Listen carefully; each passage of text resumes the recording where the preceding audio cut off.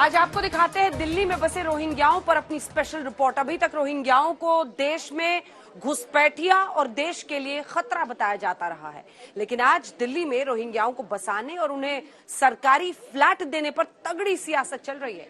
यकीनन किसी ने सोचा भी ना होगा कि रोहिंग्याओं को दिल्ली में फ्लैट देने की बात होगी।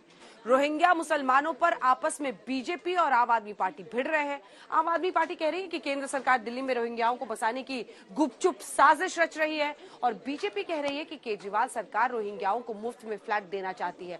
अब सच कौन बोल रहा है और झूठ कौन बोल रहा है, लेकिन इन सब के बीच सवाल ये कि रोहिंग्याओं पर इतनी दया दृष्टि दिखाने की बात आखिर शुरू कैसे हुई।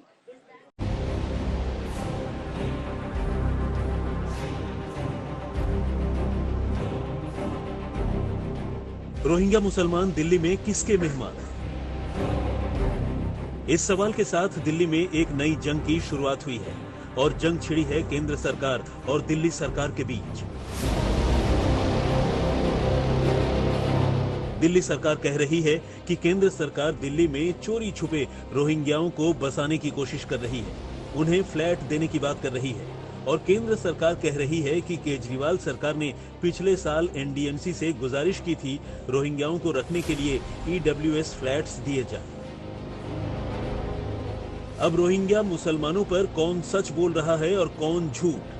केजरीवाल सरकार सच बोल रही है या केंद्र सरकार सच बोल रही है?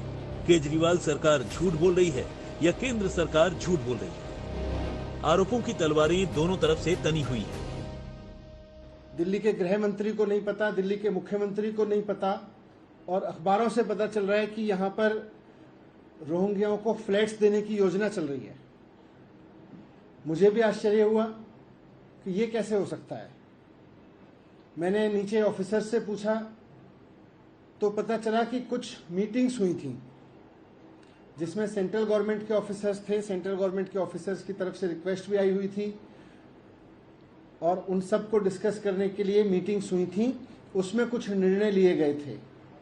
मैंने जब डिटेल्स मांगे कि क्या निर्णय थे, कैसे थे, फाइल देखी तो समझ में आया कि बाकायदा केंद्र सरकार की मंजूरी के लिए बिना, और उस फाइल में लिखा हुआ था कि सीधे सीएस के थ्रू इन डिसीजंस को लेके इंप्लीमेंट कराने के लिए केंद्र सरकार की मंजूरी के लिए एलजी साहब के पास में भेजा जा रहा है। गृह मंत्रालय ने बड़ा स्पष्ट करके कहा है कि रोहिंग्या घुसपैठियों को जो पहले की स्थिति थी वैसे ही उनको ना यहाँ का नागरिक माना जाएगा, उनको वापस भेजा जाएगा। विदेश मंत्रालय के साथ बातचीत करके लगातार काम जारी है। और एक बात मैं और स्पष्ट कर दूं, सदन में भी कहा, बाहर भी कहा है, और जो गृह मंत्रालय ने स्पष्टीकरण देते हुए कहा, आखिरी स्टेटमेंट वही है। सवाल यह है कि जब बीजेपी दिल्ली में रोहिंग्या मुसलमानों को नहीं बसाना चाहती और केजरीवाल सरकार भी दिल्ली में रोहिंग्याओं को बसाना नहीं चाहती, तो फिर दोनों एक दूसरे से लड़ भिड़ क्यों रहे हैं? तो सुनिए, रोहिंग्याओं पर केजरीवाल सरकार बनाम केंद्रीय सरकार की लड़ाई केंद्रीय आवास और शहरी विकास मंत्री हरदीप पुरी के एक ट्वीट के बाद से शुरू हुई है। हरदीप पुरी बुधवार यानी 17 अगस्त की सुबह 7:30 बजे एक ट्वीट करते हैं। वो लिखते हैं, भारत ने हमेशा उन लोगों का स्वागत किया है जिन्होंने देश में शरण मांगी है। एक ऐतिहासिक फैसले में सभी रोहिंग्या शरणार्थियों को दिल्ली के बकरवाला इलाके में स्थित फ्लैट्स में शिफ्ट किया जाएगा। उन्हें मूलभूत सुविधाओं, यूएनएचआरसी परिचय पत्र और दिल्ली पुलिस 24 घंटे सुरक्षा मुहैया करेगी। इसके बाद हरदीप पुरी ने एक और ट्वीट किया। उसमें लिखा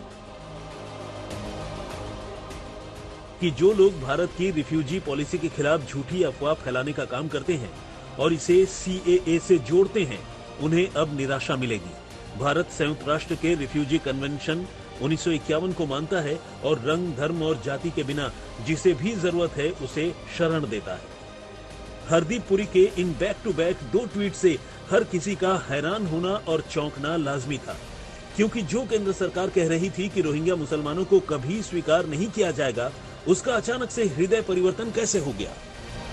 रोहिंग्या को कभी भी स्वीकार नहीं किया जाएगा। मैं आज फिर से सबसे पहले तो केंद्रीय मंत्री हरदीप पुरी के ट्वीट पर हिंदूवादी संगठन भड़कने लगते हैं। छत देने की बात की गई है। मैं इस सरकार को उनके गृह मंत्री श्री अमित शाह ने 10 दिसंबर 2020 को संसद में दी गई घोषणा को याद कराना चाहता हूं।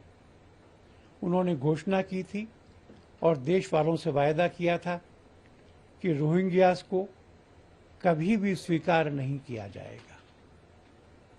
सुप्रीम कोर्ट में जब ये मामला चल रहा था और कुछ लोग बात कर रहे थे शरणार्थियों के अधिकारों की, तब भी भारत सरकार ने एफिडेविट दिया और कहा कि रोहिंग्या ये शरणार्थी नहीं है, ये घुसपैठिए हैं, इनको देश से बाहर जाना चाहिए। शरणार्थी हिंदू दुर्दशा में रहें और रोहिंग्या घुसपैठियों को मकान मिले, ये स्थिति स्वीकार्य नहीं है।